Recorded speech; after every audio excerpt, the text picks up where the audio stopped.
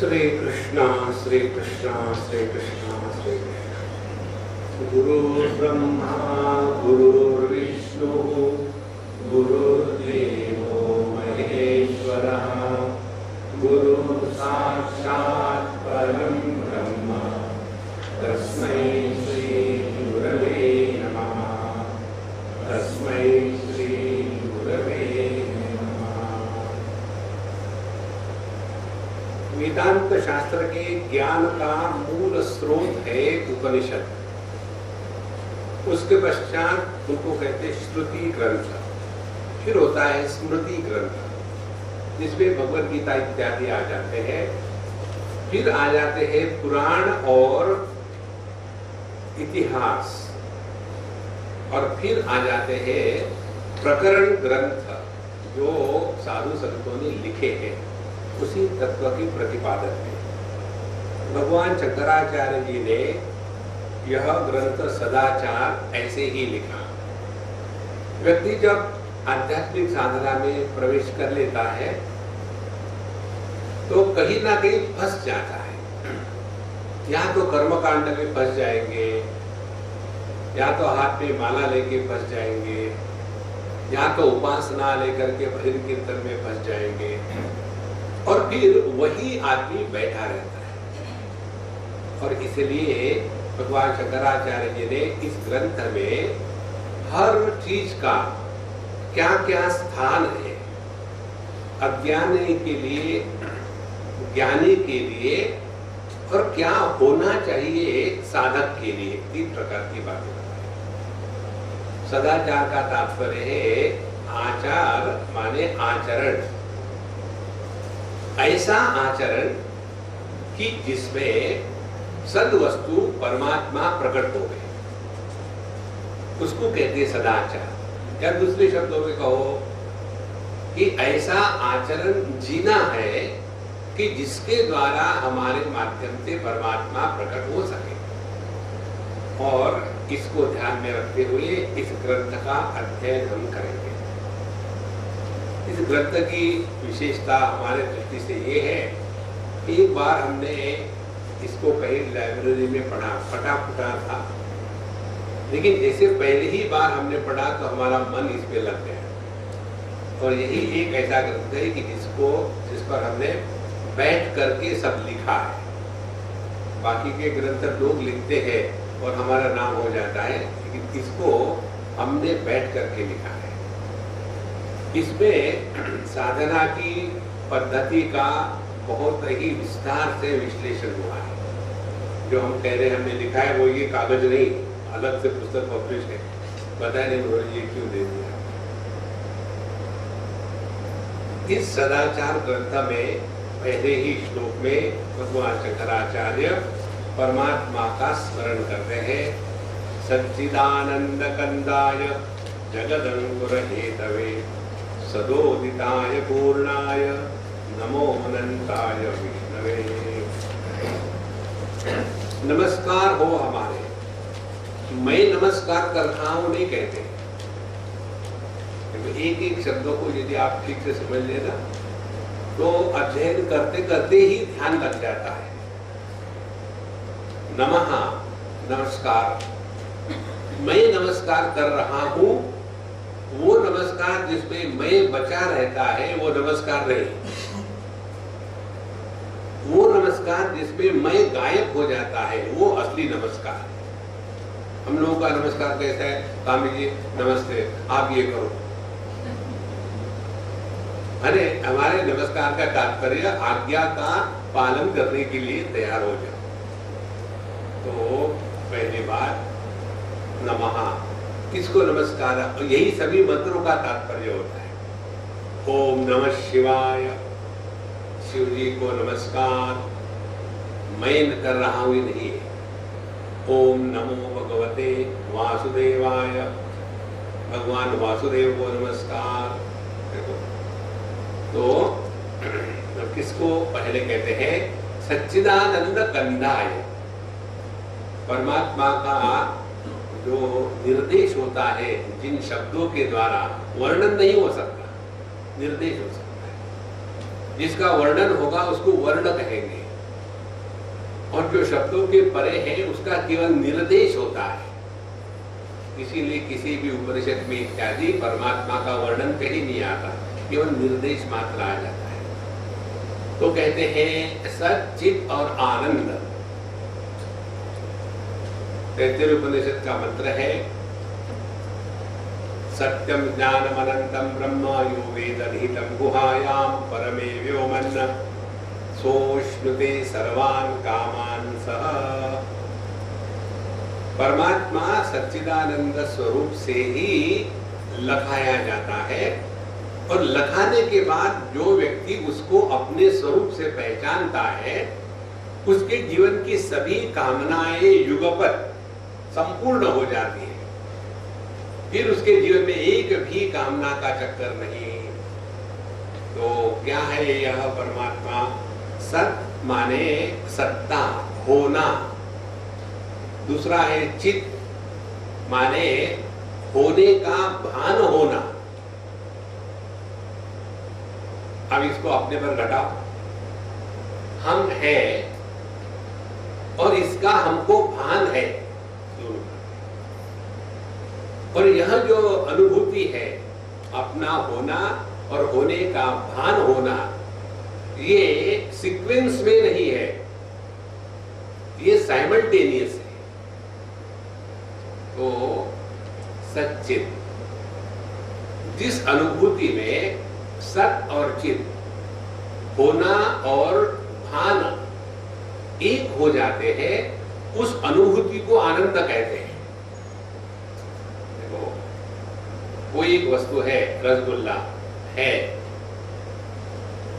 अब उसका अनुभव नहीं आया क्योंकि प्लेट में है, मुंह में नहीं है। और जब वही रसगुल्ला उठ करके जिह्वा पर आ जाता है तो अपने आप समाधि लग जाती है, मुंह के साथ साथ आंखें भी बंद हो गई, क्योंकि सत्ता और ज्ञान, अब इन दोनों का भेद समाप्त हो गया। जिस अनुभूति में सत्ता और ज्ञान इनका भेद समाप्त हो जाता है, उस अनुभूति को आनंद कहते हैं, सच्चिदानंद। अच्छा महाराज, यह सच्चिदानंद कैसा है?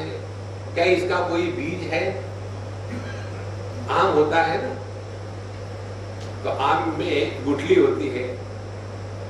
तो यदि आप गुजराती हो तो पहले तो उस आम को मसल मसल करके हाथों से उसके पल्प को अलग कर लेते हैं, फिर गुठली को फेंको ना, नहीं, गुजराती नहीं फेंको, उसको फिर नहलाते हैं गंगा जल गुठली को, और धो धा करके अब जिसमें से कुछ निकल ही नहीं सकता उसको फिर तड़का देते हैं और कहते हैं फजीता, खाने वाले का।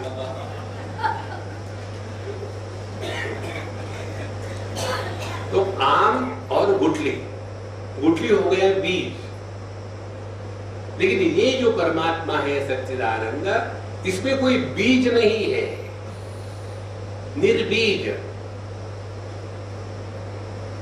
जिसका कोई कारण नहीं है।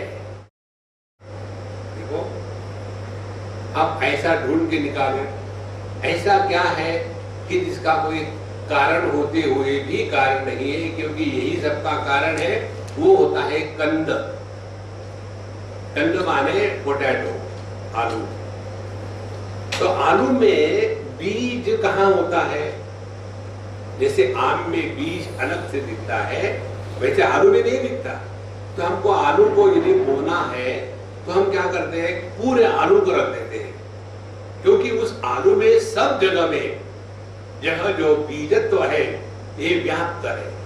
इसी प्रकार से सच्चिदानंद कंद, जो सब में व्याप्त है, जिसमें किसी भी प्रकार का भेद नहीं है। जैसे आलू में बीज और जो ट्यूबर है उसमें भेद नहीं होता। तो जो कार्य कारण के परे है, जो एकमेवा द्वितीय है, जो अनंत है, ऐसे सच्चिदानंद कंद को हमारा नमस्कार।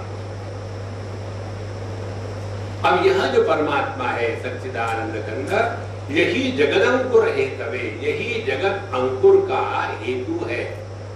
हेतु माने कारण। यह संपूर्ण जगत जिससे प्रकट हुआ है वह यही परमात्मा है सच्चिदानंद। उनको हमारे नमस्कार। जगदंकुर हेतवे। अज्ञात वस्तु का ज्ञान ज्ञात के संदर्भ से कराया जाता है। एक व्यक्ति आपको बता दे, भाई आप गुप्ता जी को जानते हैं क्या? नहीं भाई, नहीं जानते। ये गुप्ता जी ना है, ठीक है। मालूम है कौन है? मुझे नहीं मालूम। अपने वो जो कपूर साहब है, अच्छा वो उनके जवाई है। अच्छा हो गया चेतावनी दे दी। देखो, अब हमको ये जो गुप्ता जी है जिनके बारे में कुछ मालूमात नहीं थी, उनको हमने कपूर साहब जिनको हम अच्छी तरह से जानते हैं, उनके मारे हुए तुरंत पहचानते हैं। इसी प्रकार से हम जानते क्या है? दुनिया को जानते। तो इस दुनिया का जो कारण है वह परमात्मा है। ऐसे परमात्मा को केवल आत्मभाव से ही नमस्कार किया जाता है। जगदंकुर हेतवे सदोदिताय, जो हमेशा है, सदा उदिताय, जिसका कभी अभाव नहीं होता, जो नित्य निरंतर बना रहता है। सदोदिताय पूर्णाय, और जो अपने आप में पूर्ण है, इसमें कोई कमी नहीं है। पूर्ण वो होता है कि जिसमें कुछ ऐड नहीं किया जा सकता। पूर्ण वो होता है जिसमें से कोई निकाला नहीं जा सकता। ऐसे परमात्मा को नमस्कार। और ये कैसा है? अनंत है। अनंत है माने सदा उदित और अनंत, जिसका आदि अंत नहीं है, और इसीलिए जो अपने आप में पूर्ण है, ऐसे परमात्मा को विष्णवे, जो सब में व्याप्त है, ऐसे परमात्मा को हमारा नमस्कार। अब इस नमस्कार में हमने संपूर्ण विश्व का स्मरण किया है, जगत का स्मरण किया है, और जगत के स्मरण के द्वारा प्रभु का स्मरण किया है। फिर प्रभु के अनुभूति का स्मरण किया है। कौन सी? भगवान की अनुभूति है हम सब में। हमको कभी भी अपने जन्म का अनुभव नहीं है, अनुभव है अपने होने का, सदा उदिता है। कभी भी किसी को एक क्षण के लिए भी अनुभव नहीं आ सकता कि मैं नहीं हूं। दूसरी बात, जो अनंत है, किसी को भी अपने अभाव का, अंत का, मृत्यु का अनुभव नहीं आ सकता। और इसीलिए जो अपने आप में पूर्ण है, यही अपना स्वरूप है। तो इस परमात्मा को जिन व्यवहार के द्वारा हम पहचान सकते हैं, उस व्यवहार को कहते हैं सदाचार। तो ऐसे परमात्मा को नमस्कार। अब दूसरे श्लोक में कहते हैं सर्व वेदांत सिद्धांत ग्रथितम निर्मलम शिवम सदाचारम प्रवक्ष्यामि योगिनाम ज्ञान सिद्धये। इसको कहते हैं अनुबंध चतुष्टय। इस पुस्तक पर जो छपा हुआ है कमेंट्री, उसका अध्ययन करना। इसमें बहुत सूक्ष्मता से और बहुत विस्तार से विचार किया गया है। इसका सूक्ष्मता से अध्ययन करो ना, तो वेदांत शास्त्र की सभी बातें आपको एक हैंडबुक के जैसे हाथ में आ जाएगी। इसको विस्तार से अध्ययन करने के पश्चात अभी कुछ बचा नहीं रहेगा। तो पहले कहते हैं इस ग्रंथ का अनुबंध चतुष्टय क्या है? अनुबंध चतुष्टय कहते हैं जिसमें 4 बातों का निर्णय होता है। एक निर्णय होता है कि इस ग्रंथ का अधिकारी कौन है, दूसरा इस ग्रंथ का विषय क्या है, तीसरा इस ग्रंथ का प्रयोजन क्या है, और चौथा इस ग्रंथ के साथ हमारा संबंध क्या है। तो अधिकारी, विषय, प्रयोजन और संबंध, इन 4 बातों को इसमें विस्तार से बताया है। पहली बात, अधिकारी कौन है? योगिनाम ज्ञान सिद्ध है। योगी इसका अधिकारी है। योगी माने जो योग्य है। देखो, भक्त कौन होता है? जिसमें भक्ति होती है। योगी माने जिसमें योग्यता होती है। और कौन सी योग्यता है? भगवान श्री कृष्ण के अनुसार योग की परिभाषा है, जो जीवन में दुखी होने को इनकार करता है वो योगी है। तम विद्या दुख संयोग योगम योग संयुतम सनिश्चयेन योक्तव्यः योगः अनिर्विण्ण चेतसा।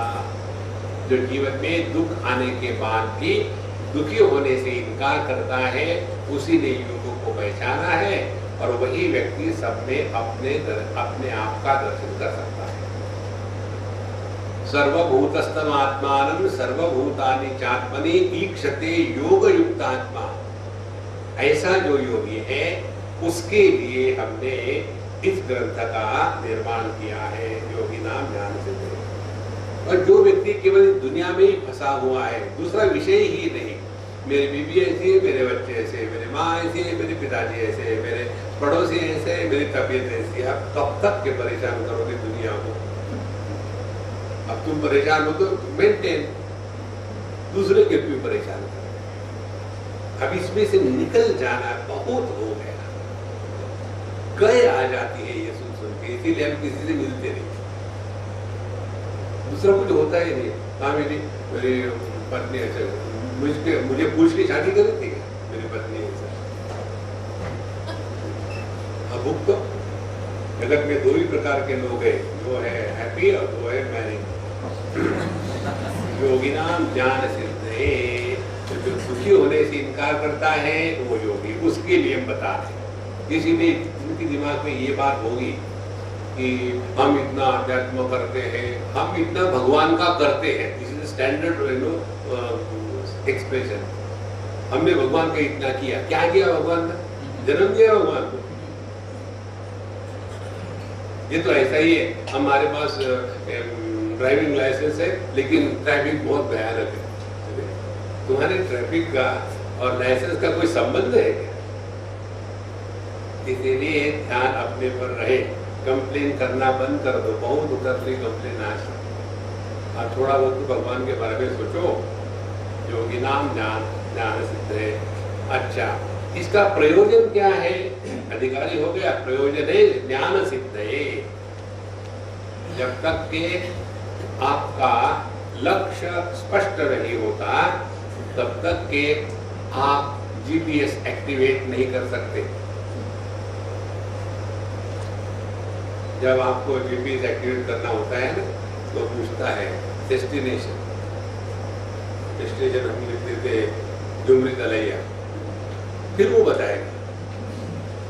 और यदि डेस्टिनेशन मालूम नहीं तो कहेगा मुझे मालूम नहीं। तो अध्यात्म का लक्ष्य क्या है? क्यों हम यहाँ आके बैठे हैं? टाइम पास करने के लिए आप इसे सुना है। देखो, अपने स्वरूप में निष्ठा पाना ये जीवन का लक्ष्य है। बाकी तो सब ठीक है अपने जगह में, बस ज्यादा महत्व मत देना। ज्ञान सिद्ध है, क्योंकि सभी की सभी परेशानी अपने इन गलत फहमी के कारण है।